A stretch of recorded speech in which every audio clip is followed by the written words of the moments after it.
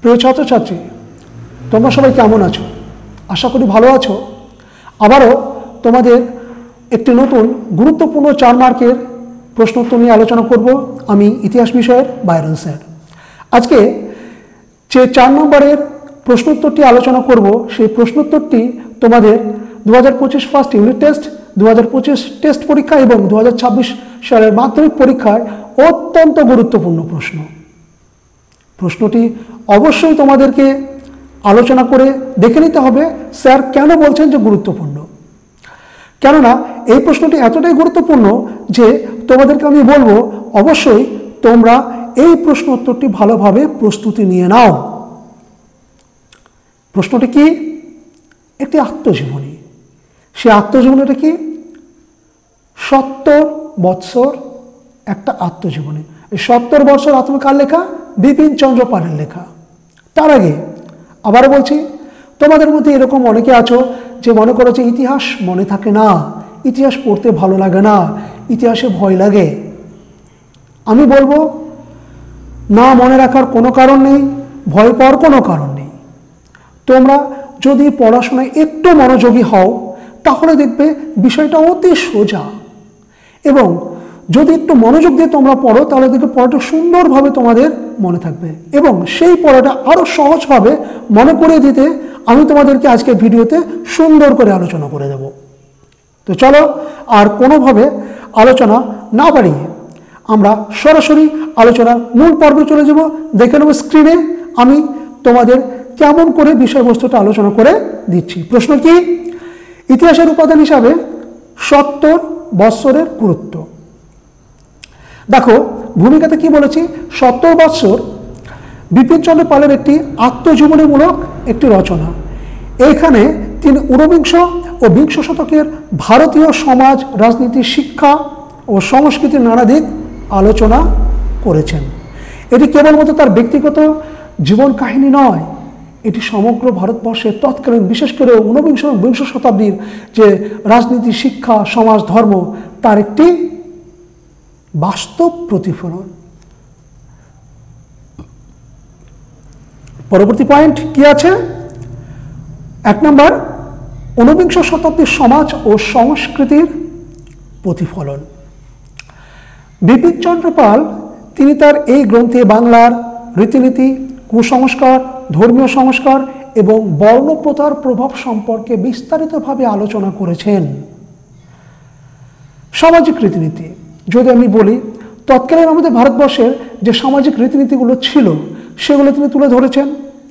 বর্ণপ্রথা আমরা নিশ্চয়ই জানি যে ব্রাহ্মণ, ক্ষত্রিয়, বৈশ্য, শূদ্র, এই বর্ণপ্রথা নিয়েও তিনি তার আত্মজীবনীমূলক গ্রন্থ 70 বছর গ্রন্থে তিনি এটা আলোচনা করেছেন। সেই সাথে তিনি নারী অবস্থান এবং নারী শিক্ষার কথাও বলেছেন। 2 নম্বর পয়েন্ট, শিক্ষা ও রাজনৈতিক চেতনা বিবর্তন। বিপিনচন্দ্র পালের ছাত্রজীবন ও শিক্ষা লাভের অভিজ্ঞতা থেকে ঔপনিবেশিক শিক্ষা ব্যবস্থার বিভিন্ন দিক উঠে এসেছে। তিনি পাশ্চাত্য শিক্ষার ইতিবাচক এবং নেতিবাচক দিকগুলো সুন্দর করে ব্যাখ্যা করেছেন তার এই আত্মজীবনীতে। তাই অবশ্যই এগুলো জানতে গেলে তার আত্মজীবনী সম্পর্কে আমাদের অবহিত হতে হবে। আর কি আছে? ব্রিটিশ শাসনের শিক্ষানীতিও তার প্রভাব তিনি এখানে আলোচনা করেছেন।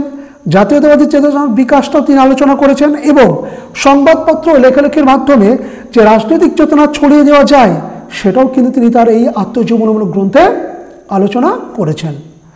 3 নম্বর, জাতীয়তাবাদী আন্দোলন ও ব্রিটিশ বিরোধী সংগ্রাম। ডেফিনেটলি তিনি একজন বিপ্লবী, অবশ্যই তিনি চরমপন্থী একজন বিপ্লবী বা চরমপন্থী একজন বিপ্লবী নেতা। তিনি তো চাইবেন তার মাতৃভূমিকে রক্ষা করার জন্য, মাতৃভূমিকে ইংরেজদের শৃঙ্খলামুক্ত করার জন্য আন্দোলন, এবং সেই আন্দোলনটাকে তিনি কি চাইবেন? জাতীয়তাবাদী পরিকাঠামোয় বা রূপরেখায় তার রূপ প্রদান। ফলে কি হচ্ছে? তিনি আপোষহীন ব্রিটিশদের বিরুদ্ধে সংগ্রাম করবেন। তাই এই তার ধারণা, এই তার কথাগুলো তিনি তার এই গ্রন্থে উল্লেখ করেছেন। 4 নম্বর, সাংবাদিকতা ও মত প্রকাশের স্বাধীনতা। বিপিনচন্দ্র পাল একজন সাংবাদিক ছিলেন এবং লেখক। তিনি অবশ্যই চাইবেন যে সাংবাদিকতা এবং মত প্রকাশের স্বাধীনতা প্রকাশ করা হোক। এই আদর্শটাকে ছড়িয়ে দেওয়ার জন্য তিনি কি করেছিলেন, নিউ ইন্ডিয়া, বন্দে মাতরম ও অন্যান্য জাতীয়তাবাদী পত্রিকার ভূমিকা তিনি প্রদান করেছিলেন। 5 নম্বর, আত্মজীবনী হিসাবে 70 বছরের বৈশিষ্ট্য। অর্থাৎ এই গ্রন্থটি যে বিষয়গুলো তিনি আলোচনা করেছেন তার ক্যারেক্টার কেমন ছিল, বা বৈশিষ্ট্য বা নেচার বা প্রকৃতি কেমন ছিল। এই গ্রন্থে তিনি শুধুমাত্র ঐতিহাসিক ঘটনাই দেননি, বরং তিনি তার ব্যক্তিগত মতাদর্শ, আত্মবিশ্বাস এবং রাজনৈতিক দর্শনের বিবরণটাও তিনি এখানে পেশ করেছেন। এটি ইতিহাসের এক অমূল্য সম্পদ, কারণ এতে ব্রিটিশ সরকারের একজন প্রত্যক্ষদর্শীর দৃষ্টিকোণ থেকে তুলে তিনি আলোচনা করেছেন। উপসংহারে আমরা কি বলবো? উপসংহারে বলবো যে বিপ্লবী বিপিনচন্দ্র পালের 70 বছর গ্রন্থটি থেকে আমরা ঊনবিংশ এবং বিংশ শতাব্দীর সামগ্রিক একটি ভারতীয় দৃষ্টিকোণ কেমন ছিল সেটা আমরা জানতে পারবো, সেটা আমরা বুঝতে পারবো, এবং সে বোঝার জন্যই এই গ্রন্থটি অত্যন্ত গুরুত্বপূর্ণ একটি গ্রন্থ। প্রিয় ছাত্রছাত্রী, আলোচনাটি তোমাদের কেমন লাগলো অবশ্যই তোমরা কমেন্টস করে জানাবে। আর হ্যাঁ, পাশে থাকা বেল আইকনটিতে তোমরা প্রেস করে দেবে যারা আমাদের চ্যানেলে নতুন আছো, যেন সমস্ত ভিডিও তোমরা তোমাদের নোটিফিকেশনে পেয়ে যাও। দেখা হচ্ছে পরবর্তী ভিডিওতে। ততক্ষণ তোমরা ভালো থেকো, সুস্থ থেকো। ধন্যবাদ।